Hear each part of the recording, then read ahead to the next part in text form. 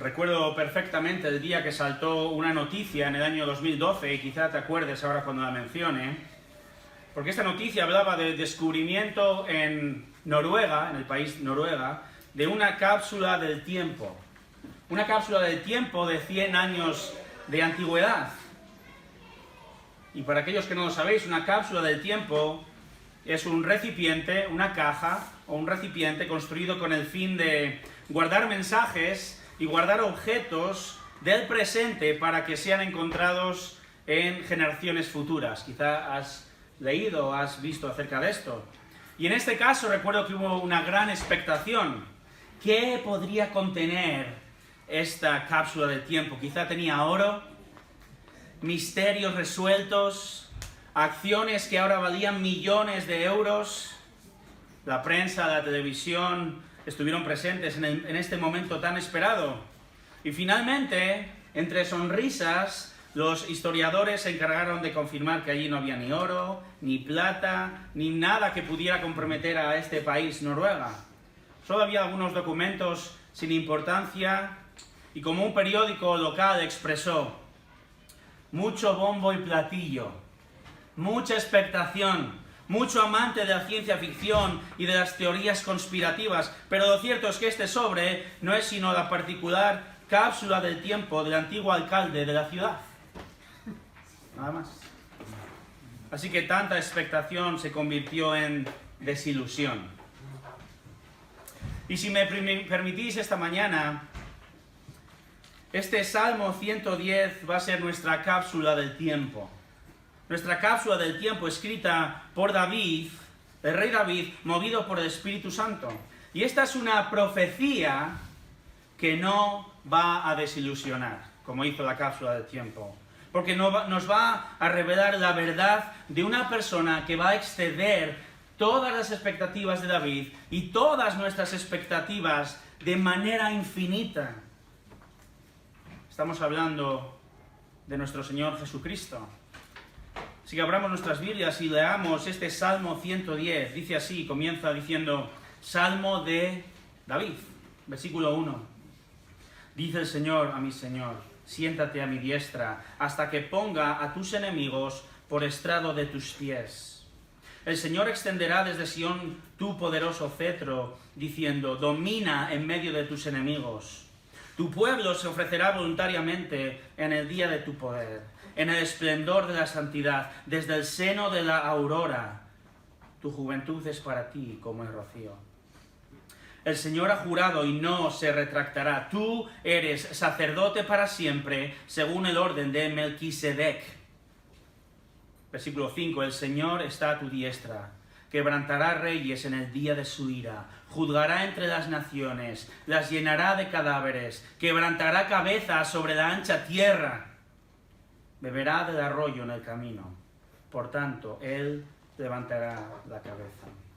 Vamos a pedir ayuda del Señor, hermanos, en esta mañana para comprender este pasaje. Padre, acabamos de escuchar que tu plan de salvación te tiene a ti como el receptor de la gloria. Señor, tú eres quien merece toda la gloria. Oh Señor, y cuando adoramos a tu Hijo, tú recibes gloria. Y cuando te damos las gracias por el Espíritu, tú recibes la gloria.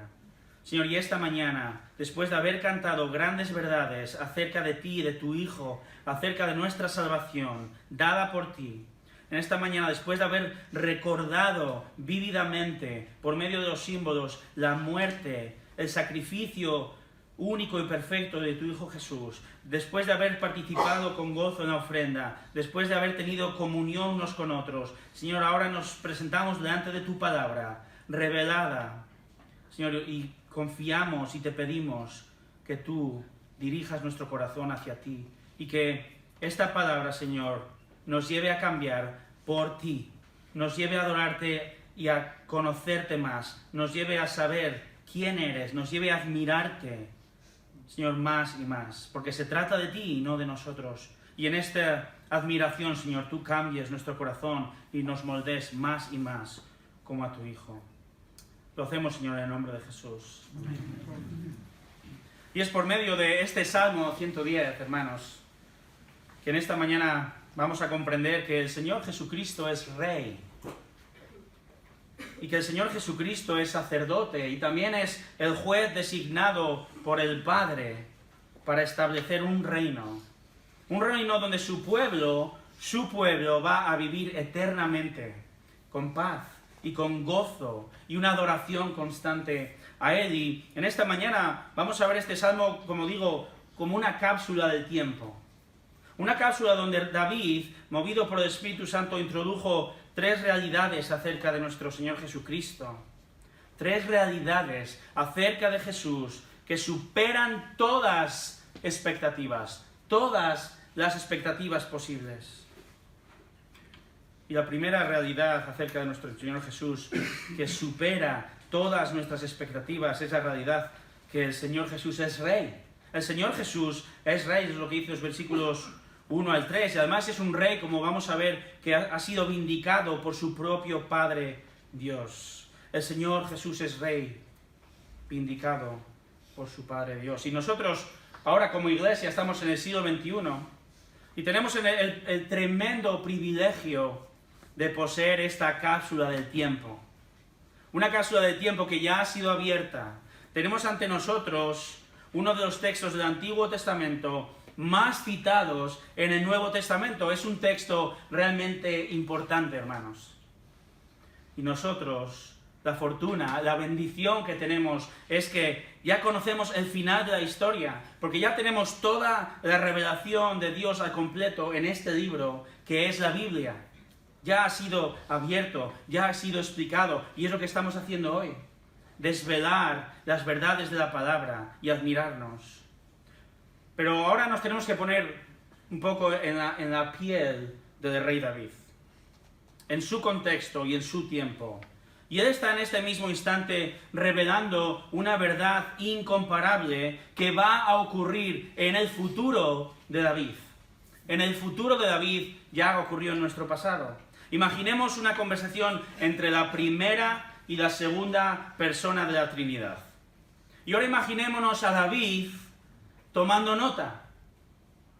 Versículo 1. Dice el Señor a mi Señor. Y como sabéis, David escribe en el idioma hebreo. Y dice que Yahvé, es decir, el Dios Padre, el Dios de Israel, el gran yo soy revelado a su pueblo, Yahvé está hablando con Adonai. Adonai es el Señor, es el Dios Hijo, es el Señor de David. Y en nuestras Biblias quizá simplemente dice el Señor a mi Señor. Otras traducciones dicen, dice Jehová a mi Señor. Por eso, en este caso, ayuda al lenguaje original, dice Yahvé a Adonai. Es decir, Dios Padre está hablando con Dios Hijo y le está pidiendo algo importantísimo. Siéntate a mi diestra hasta que ponga a tus enemigos por estrado de tus pies. Ahora, ¿por qué ya solo este versículo primero debería fascinarnos, hermanos? ¿Por qué debería fascinarnos ya este primer versículo? Primero, porque antes de escribir este salmo, Dios había dicho al rey David que había escogido a su familia para crear una dinastía de reyes y para crear un reino eterno, un reino perfecto, un reino sin enemigos, un reino de paz sin fin, y cuyo rey iba a ser un descendiente de David, pero que iba a reinar eternamente. Todo esto lo encontramos en el segundo libro de Samuel, capítulo 7. Pero David no es ese rey, ¿verdad? Y tampoco fue su hijo, Salomón. Ni tampoco fue su nieto, Abías, ni su bisnieto, Asa, todos reyes de Israel, pero todos murieron. Y ninguno ha podido establecer este reino eterno prometido por Dios. ¿Por qué? Porque solo un rey que vive eternamente, solo un rey que es perfecto puede establecer un reino perfecto y eterno. Pero también este versículo debería fascinarnos porque, fijaros, David llama a este descendiente, ¿cómo le llama? Le llama Señor. Yo no llamo Señor ni dueño a mis hijos. No sé tú, espero que no. Yo no llamaré, si el Señor permite que tenga nietos, yo no les llamaré Señor o dueño. Pero David, siendo el rey de la nación escogida por Dios, de la nación más poderosa de la tierra, se refiere a este descendiente suyo como mi Señor. Esto implica que este descendiente es realmente importante, ¿verdad? Pero tercero, este versículo también debería fascinarnos porque vemos que el Padre está pidiendo al Hijo que se siente a su diestra. Y quien se sienta a la diestra, a la derecha del Rey, comparte su misma autoridad. Por lo tanto, nos estamos encontrando ante una escena donde está teniendo lugar una coronación real. Y por si esto fuera poco, este versículo también fascinaría a David y nos tiene que fascinar a nosotros, porque piensa en esto ahora, piensa en esto.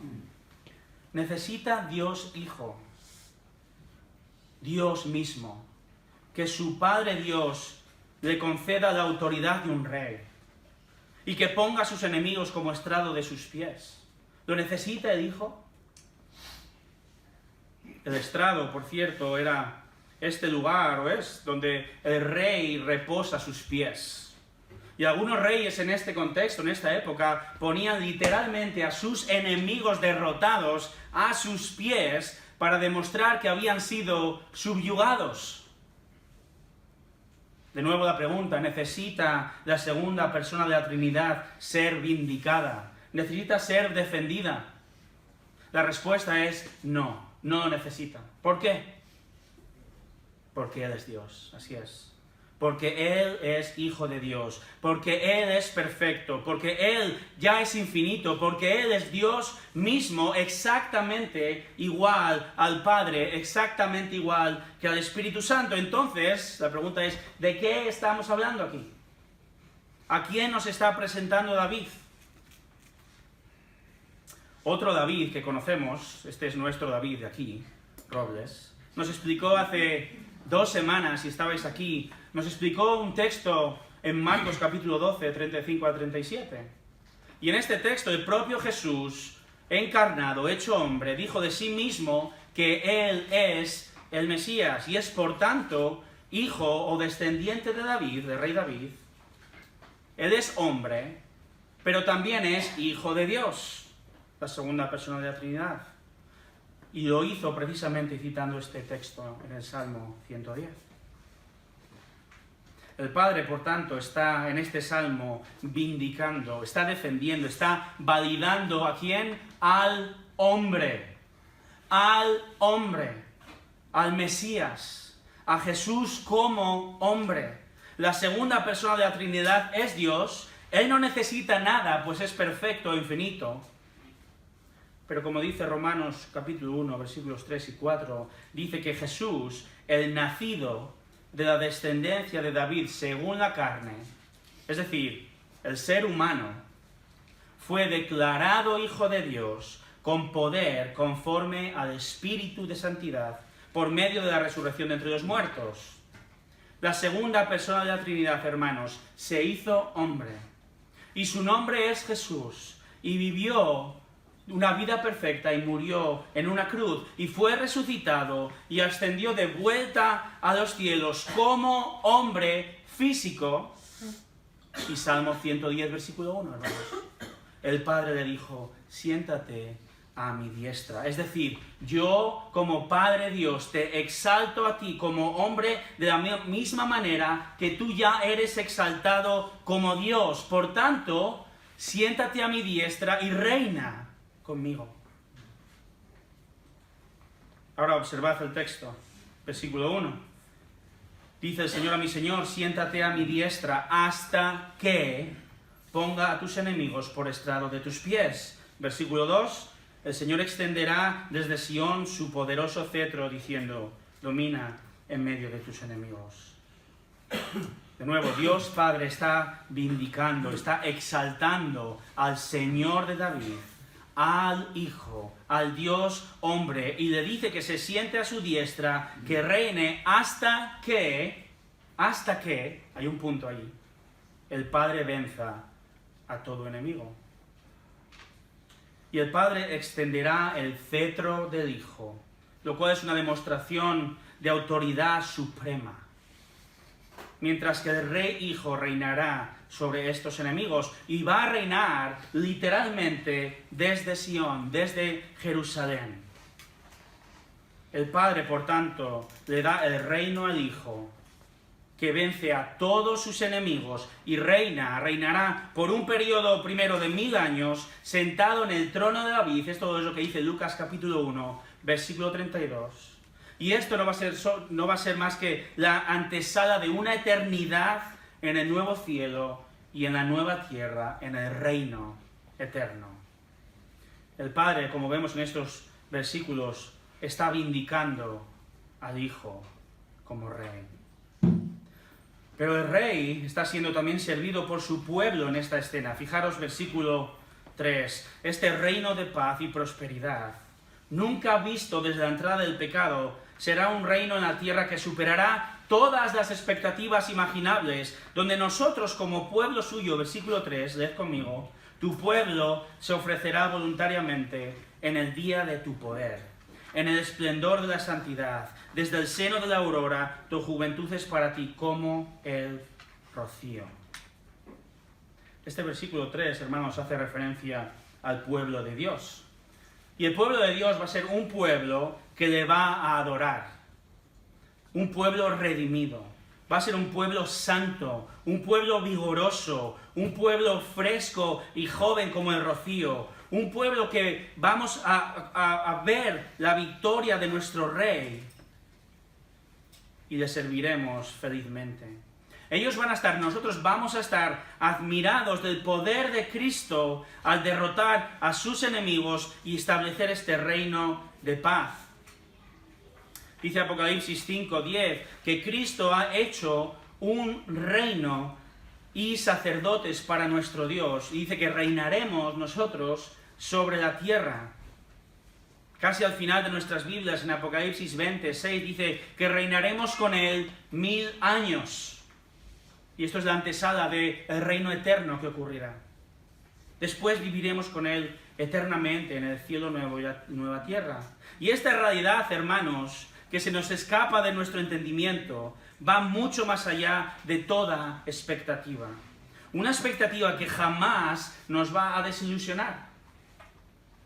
Entonces el rey David está metiendo en esta cápsula del tiempo, que es el Salmo 110, una realidad que superó todas las expectativas de los creyentes, tanto creyentes contemporáneos del Nuevo Testamento como nosotros hoy.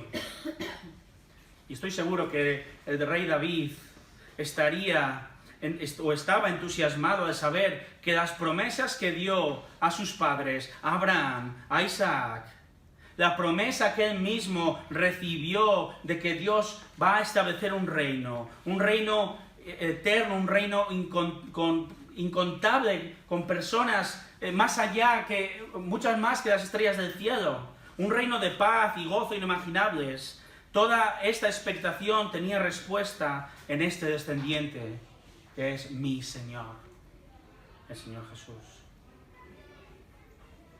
Y de la misma manera, para nosotros hoy, los que somos pueblo de Dios, los que disfrutamos de las promesas de Dios, aún siendo gentiles, ni siquiera somos judíos, la realidad de que Cristo, el Hijo de Dios, es el Mesías, hermanos. Dios hecho hombre, que Él va a reinar eternamente y que nosotros vamos a poder disfrutar de este privilegio junto con nuestro Dios y junto con millones de personas de toda lengua y toda nación a lo largo de la historia que le vamos a servir de corazón. Esta realidad, hermanos, ha de traer adoración y asombro ante nuestro Dios. Ha de traer gozo a nuestra vida hoy. Ha de traer seguridad a nuestra vida hoy. Porque aún en medio de la prueba más dura que podamos pasar aquí en la tierra, esta realidad de que Cristo es Rey ha de traer sosiego hoy a nuestro corazón. ¿Por qué? Porque lo tenemos escrito. Está escrito: has vencido. Cristo, tú eres Señor. Lo acabamos de cantar. Nuestro futuro está escrito con Él, que es nuestro Rey. Esta realidad también ha de traer peso en nuestro corazón, el peso en nuestra conciencia, cuando no vivimos como los súbditos del Rey que deberíamos ser, ya aquí en la tierra.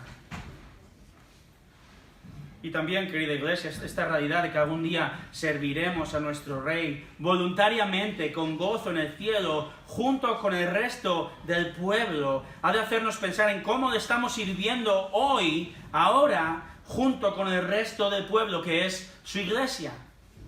Pensemos en esto. Y todas estas preguntas, hermanos, tienen respuesta si tenemos un alto concepto de Cristo. ¿Tienes un alto concepto de Cristo? ¿Supera Él todas tus expectativas conforme le vas conociendo más y más? Y si no es así, es porque no le conocemos bien y no le comprendemos verdaderamente, porque Jesús es infinitamente glorioso y dice Él mismo que quien beba de su agua no va a tener sed jamás. Estará eternamente satisfecho, le rendirá eterna pleitesía, eterna reverencia, porque Él es Rey.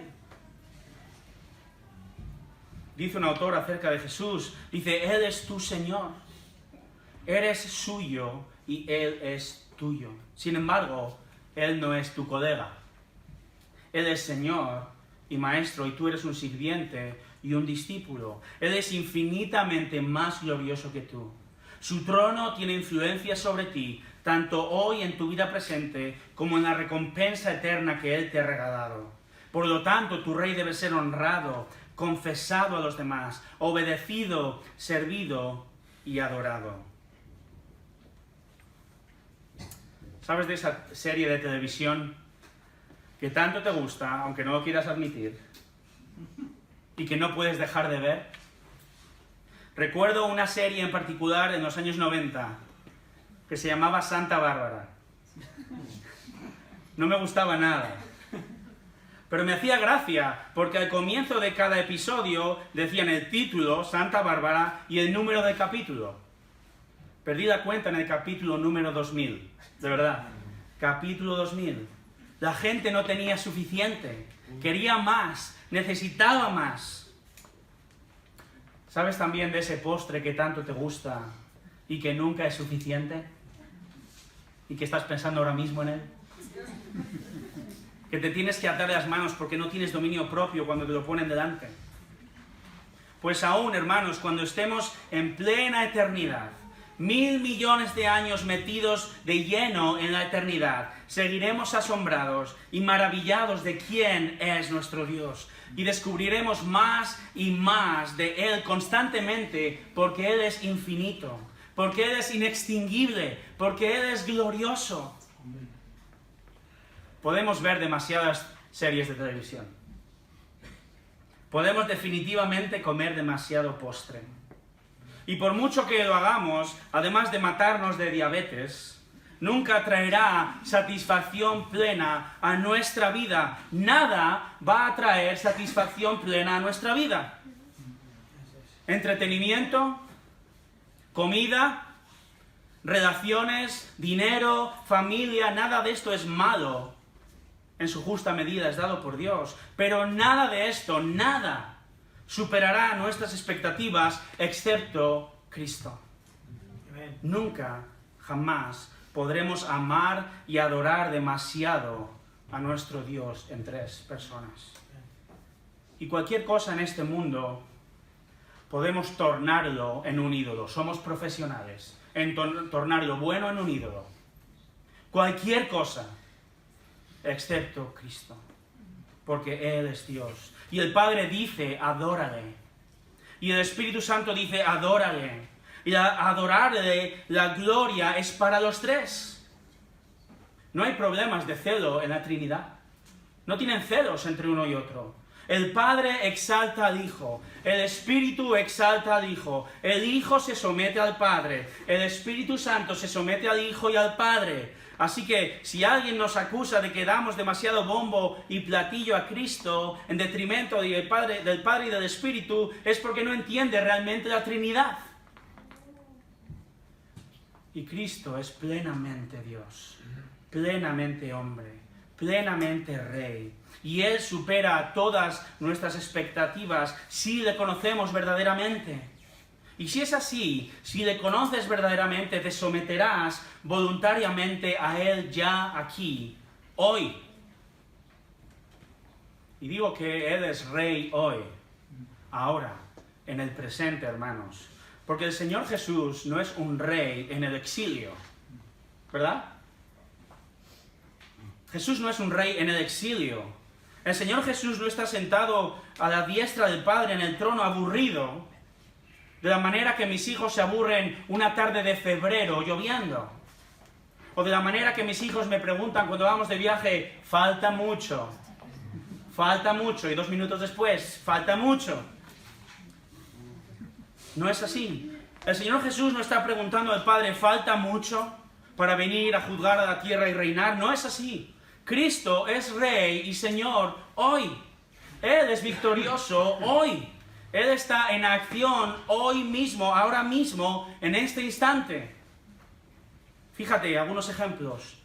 El Señor Jesús lleva a cabo su voluntad soberana junto con el Padre y el Espíritu en este instante. Él sostiene todas las cosas con la palabra de su poder ahora mismo. Él es cabeza y Señor de la iglesia y tiene control sobre su iglesia en este instante. Él tiene un reino donde el Padre traslada a cada salvo hasta que estemos con Él físicamente en el reino. El Señor Jesús, hermanos, es nuestro abogado hoy ante el Padre, ante las acusaciones de Satanás. El Señor Jesús en este instante nos ayuda en nuestra debilidad ante la tentación, pues nos comprende y nos fortalece para vencer el pecado. Él tiene también toda autoridad en el cielo y en la tierra dada por el Padre, Mateo 28. El Señor Jesús ahora mismo espera pacientemente, pero que es una paciencia misericordiosa, a que más vengan a Él hasta que el día llegue de volver. Y Cristo ahora mismo, en este instante, está ejerciendo una labor por ti y por mí, que es la que este Salmo 110 nos dice claramente. Él está intercediendo por nosotros, y esta es la segunda realidad que David metió en esta cápsula del tiempo, que es el Salmo 110, acerca de nuestro Señor Jesucristo, y que al abrirla, al comprenderla, supera todas nuestras expectativas. Él es Rey, amén. Pero que también Él es sacerdote eterno. Fijaros en el versículo 4. Versículo 4 dice, el Señor ha jurado y no se retractará. Tú eres sacerdote para siempre, según el orden de Melquisedec. ¿Estáis preparados para esto que viene? Si tú has crecido como yo en una sociedad católico-romana, esta palabra sacerdote te va a trasladar a un mundo de incienso, quizá de iglesias oscuras, de hombres vestidos de una manera, una indumentaria un tanto característica, ¿verdad? A este mundo de bodas, bautizos y comuniones. Nada más lejos de la realidad. Porque el Antiguo Testamento nos enseña que el sacerdote servía a Dios asegurando de que se cumpliera su ley y asegurándose de que los sacrificios que el pueblo realizaba a Dios eran realizados de manera correcta. Y dentro de este grupo de sacerdotes encontramos al sumo sacerdote, por decirlo de una manera, al jefe de los sacerdotes. Y la función más importante del sumo sacerdote era la de entrar una vez al año en el lugar santísimo, ante la presencia de Dios, sobre el arca del pacto. ¿Para qué? ¿Para qué entraba allí una vez al año? Un lugar que nadie podía pisar, solo él una vez al año, para hacer expiación. ¿Qué significa expiación? Significa limpieza, significa purificación. Él hacía expiación por los pecados del pueblo y por sus propios pecados, y así podían ser reconciliados temporalmente con Dios. Y esto debía ser repetido año tras año. Y cuando un sumo sacerdote moría, otro ocupaba su lugar. Y ahora otra vez me imagino al rey David escribiendo esto, fascinado, admirado por las palabras que él mismo está escribiendo, movido por el Espíritu Santo. ¿Y por qué digo esto? Primero, porque el mismo Señor, Dios Padre, que ha sentado al Hijo, al Dios hombre, y que le ha erigido como Rey de todo, ahora dice que jura por sí mismo, versículo 4, Él ha jurado y no se retractará, jura por sí mismo que el Hijo es sacerdote para siempre. Es decir, que un descendiente del rey David, de la tribu de Judá, no de la tribu de Leví, los sacerdotes debían ser de la tribu de Leví, pero ahora estamos hablando de un hombre de la tribu de Judá, va a ser sacerdote. Y un sacerdote además que va a ser eterno. Entonces, de la misma manera que solo un rey que vive eternamente puede tener un reinado eterno, solo un sacerdote que vive eternamente puede tener un sacerdocio eterno. Y solo un hombre en toda la historia cumple con estos requisitos y estas expectativas. ¿Quién es? El Señor Jesús. Pero también, como he dicho, este descendiente será sacerdote, no del orden de Aarón, no de la tribu de Leví, que todos tenían que ser de la tribu de Leví, del orden de Aarón, sino de, este nombre raro, Melquisedec. Melquisedec es un personaje un poco misterioso, que aparece en Génesis capítulo 14.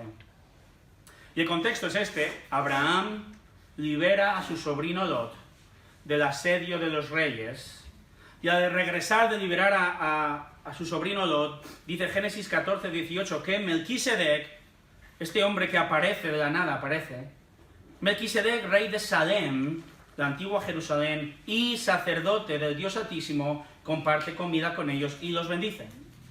Así que Melquisedec es un rey y sacerdote al mismo tiempo. Y esto era algo absolutamente impensable durante el Antiguo Testamento con la ley de Moisés y para el rey David, ya que la ley era bien clara. No estaba permitido mezclar funciones. El rey era rey, el sacerdote era el sacerdote. Quien mezclara funciones moría. Así de claro. Entonces, ¿qué está ocurriendo aquí? Hemos visto que Cristo es rey. Y ahora estamos viendo que el Padre también dice que es sacerdote. ¿Cómo es esto posible? La respuesta, hermanos, está en que el antiguo pacto fue abolido, fue terminado por Cristo, porque Él lo cumplió enteramente en su carne, y Él comenzó un nuevo pacto que acabamos de recordar con el pan y el vino. Y aboliendo la ley, aboliendo el antiguo pacto, el orden también sacerdotal de Leví fue abolido.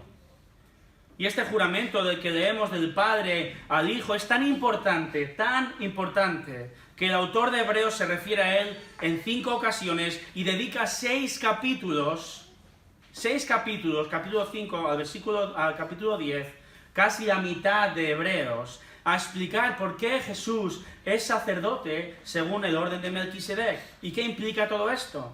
Y podríamos quedarnos aquí horas, pero vamos a ir brevemente a Hebreos capítulo 7, versículo 28. Hebreos 7, 28. Un versículo. Dice así. ¿Estáis conmigo?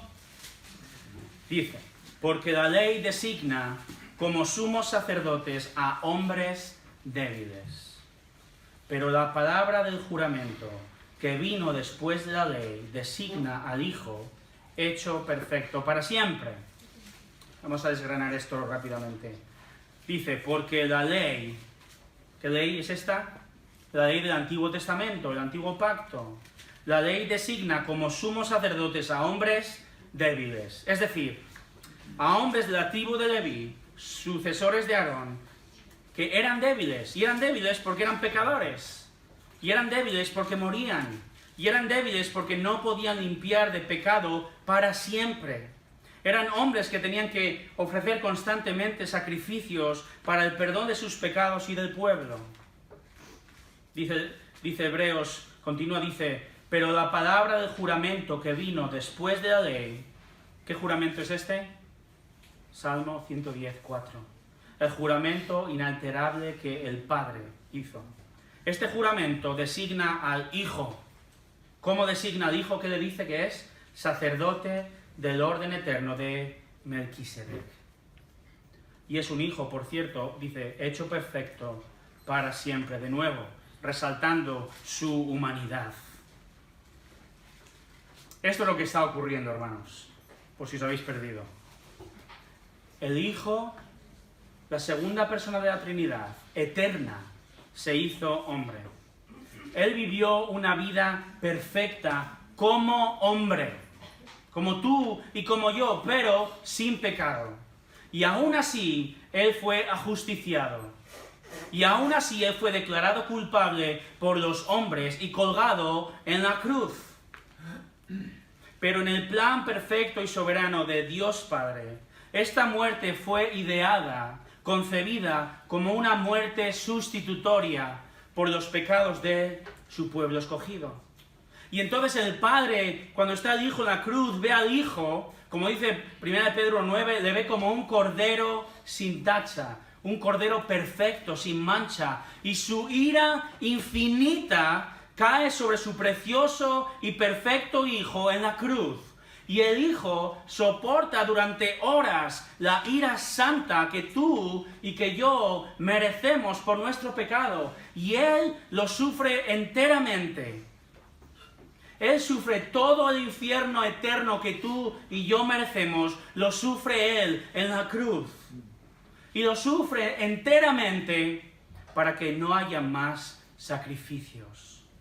Porque Él es el último y perfecto e infinito sacrificio que es capaz, el único que es capaz de quitar el pecado del mundo. ¿No supera esto, hermanos, todas nuestras expectativas? Y además, ¿qué ocurre en ese instante en la cruz?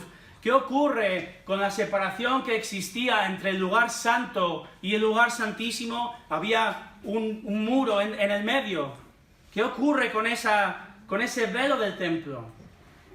¿Qué ocurre con esa separación? Dice la palabra que se rompe de arriba a abajo, que Dios mismo destruye esa separación. El velo del templo se rasga para que el Hijo, una vez resucitado, no entre en el templo hecho por hombres. Fijaros lo que dice Hebreos 9:24, dice que Cristo no entró en un lugar santo hecho por manos. Una representación del verdadero. Cristo no entró simplemente en el templo otra vez, sino ¿dónde entró Jesús? Hebreos 9:24, sino en el cielo mismo, para presentarse ahora en la presencia de Dios por nosotros, es decir, Salmo 110, versículo 4. Y no entró ahí, versículo 25, para ofrecerse a sí mismo muchas veces, como el sumo sacerdote entra al lugar santísimo cada año con sangre ajena. De otra manera, le hubiera sido necesario sufrir muchas veces desde la fundación del mundo. Pero ahora, una sola vez en la consumación de los siglos, se ha manifestado para destruir el pecado por el sacrificio mismo. Y Hebreos 8:1 dice que tenemos nosotros hoy, ahora, tal sumo sacerdote, el cual se ha sentado a la diestra del trono de la majestad en los cielos. La muerte y la resurrección de Jesús es la prueba final e irrefutable de su divinidad, de su reinado, de su sacerdocio eterno, y su llegada al cielo fue el principio de la exaltación, de la ovación eterna que Él merece para la gloria de Dios. ¿Qué implica todo esto para nosotros hoy? ¿Qué significa esto? ¿Qué significa esto? El Señor ha jurado y no se retractará. Tú eres sacerdote para siempre, según el orden de Melquisedec. Hermanos, esto implica que Dios juró por Dios, que no va a cambiar de opinión. Que su Hijo intercede por nosotros hoy. Que su Hijo intercederá mañana. Y que su Hijo va a interceder para siempre. Hermanos, esto implica que ahora, en este instante, tenemos acceso al lugar santísimo. No tenemos que venir a la iglesia necesariamente, a este edificio, quiero decir. No tenemos que ir a ningún templo, pero podemos acceder a la presencia misma de Dios, a la presencia del Padre, porque ahora el Padre nos ve limpios, declarados justos, porque el Hijo nos compró con su sangre y Él fue el primero que acudió al trono de su gracia, y por eso tú y yo podemos acudir ahora. Implica, hermanos, que si tú te has arrepentido de tus pecados verdaderamente, puedes venir con confianza ante el trono de la gracia para pedir gracia y misericordia y ayuda oportuna. Implica, hermanos, que tu salvación, nuestra salvación es segura, que Dios no es injusto para olvidarse de la recompensa eterna. Una recompensa que prometió ya hace miles de años a Abraham y a David y que promete a su pueblo hoy a nosotros. Y esta esperanza es firme y segura, es un ancla en nuestra alma porque Cristo es poderoso para salvar para siempre, ya que Él va a estar intercediendo para siempre. Si eres salvo, Dios no va a dar marcha atrás si has pecado.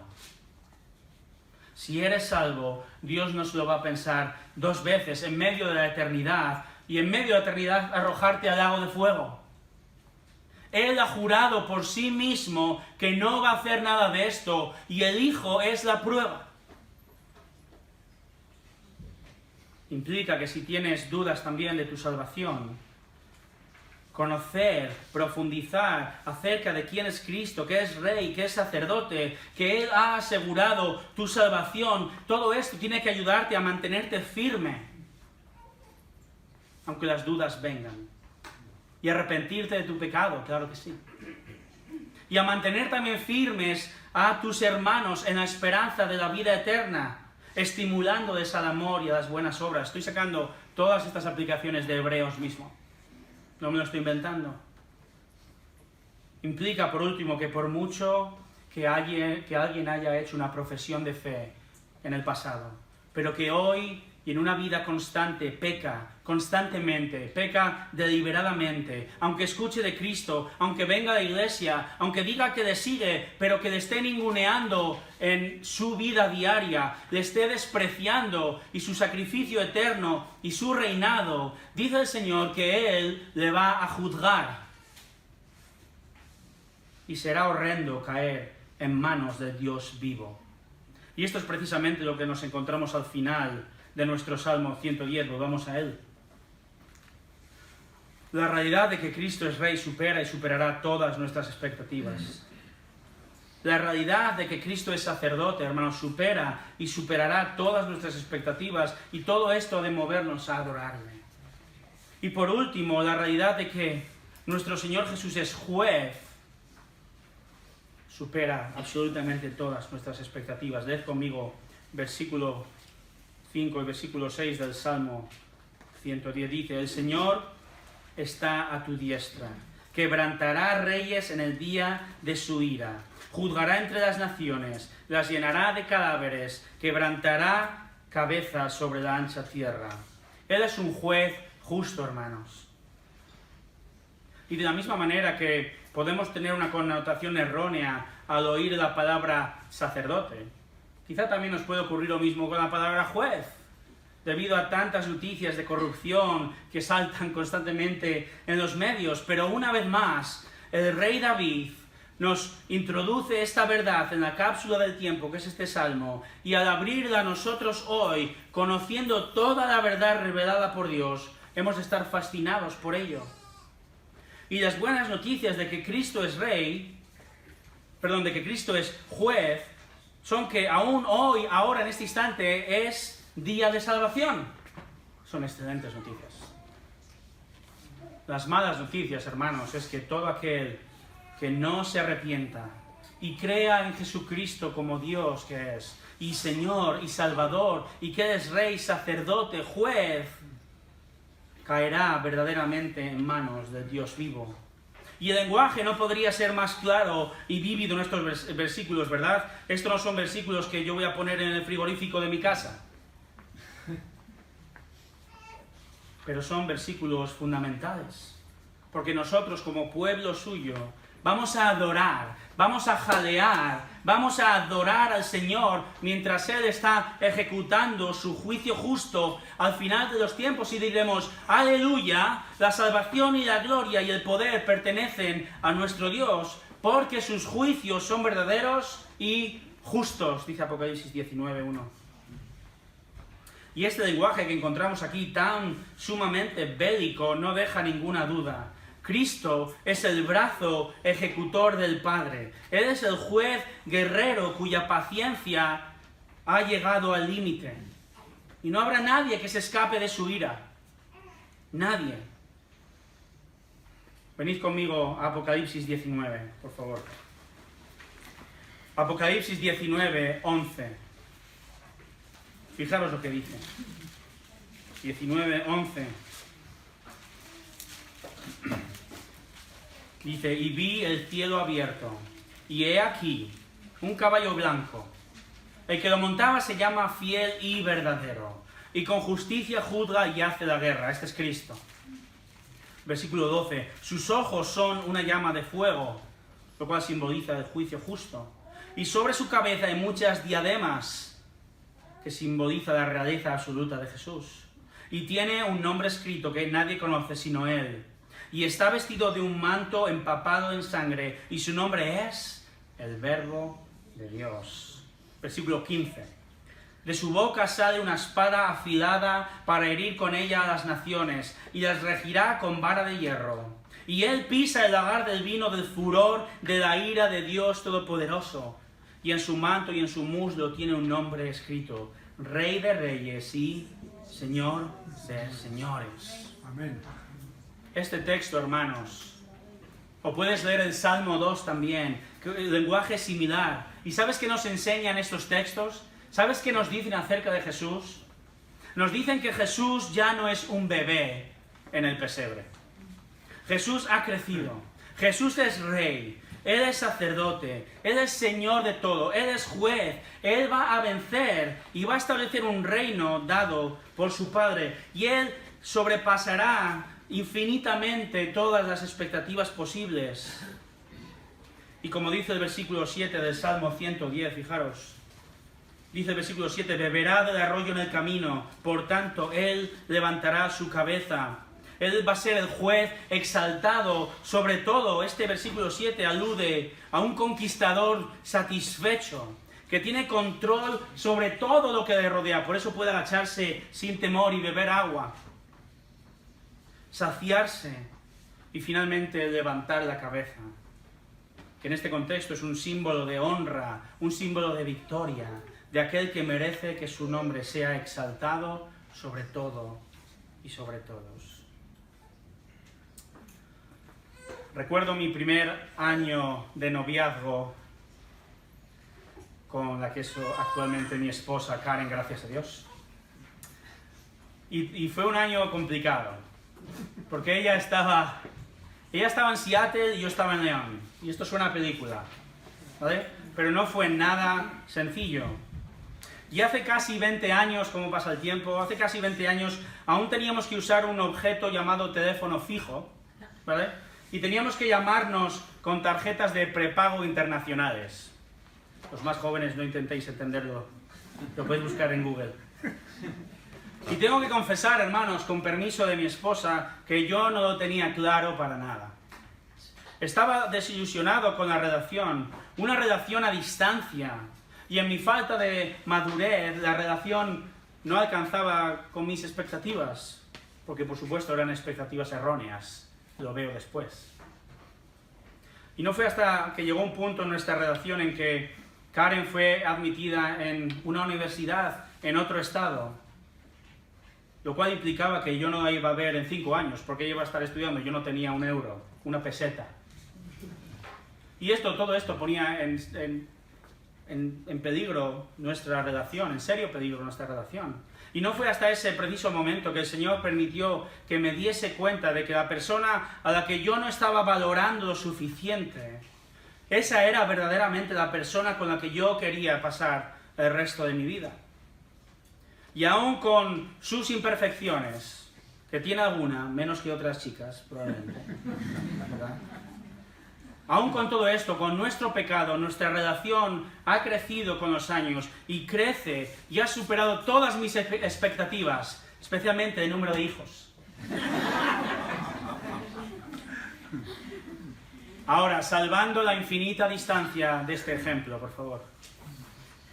Si tú eres creyente, ¿cómo valoras a Jesucristo?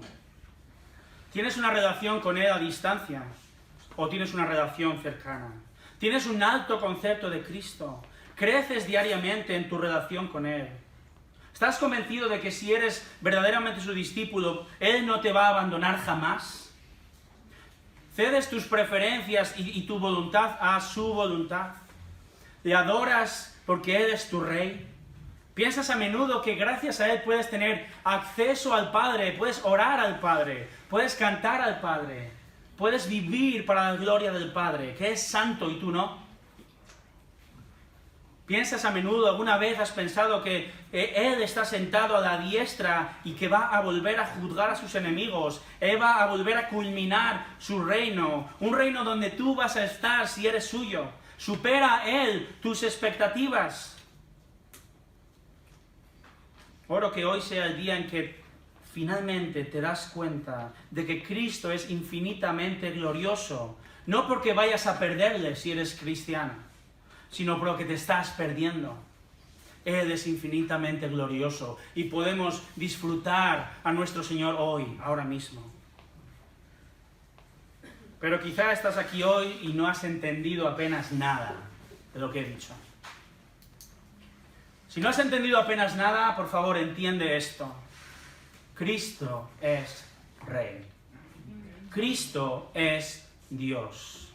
Cristo tiene poder para salvarte de tus pecados. Cristo es juez y Él va a juzgar al que no se arrepienta.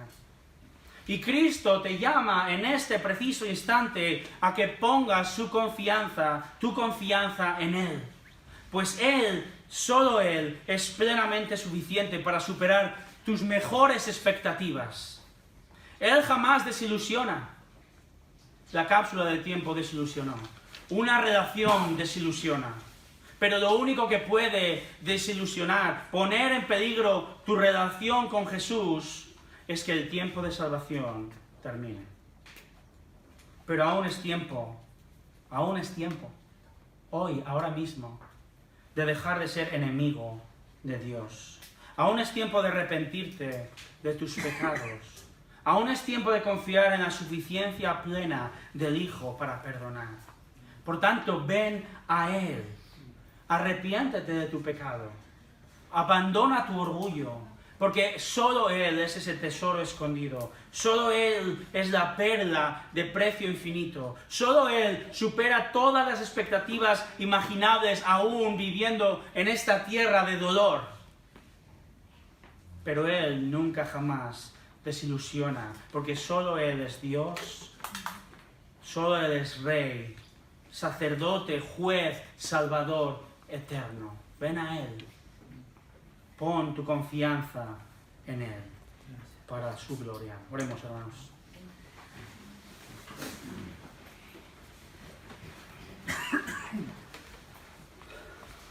Oh Señor, tú eres glorioso. Si en este texto, quizá al principio, tan complicado de entender y con tantísima profundidad que podríamos estar aquí horas hablando. Señor, pero este texto nos muestra, oh Padre, que tú has exaltado al Hijo, que Él es igual que tú, que Él es Rey eterno y que Él intercede por nosotros. Él se sacrificó a sí mismo por amor y podemos ahora hacer lo que estamos haciendo en este instante, que es hablar contigo, y tú recibes la oración, y tú recibes nuestra canción, y tú recibes nuestro esfuerzo diario. Porque, Señor, tú nos ves como ves a tu propio Hijo. Oh, Señor,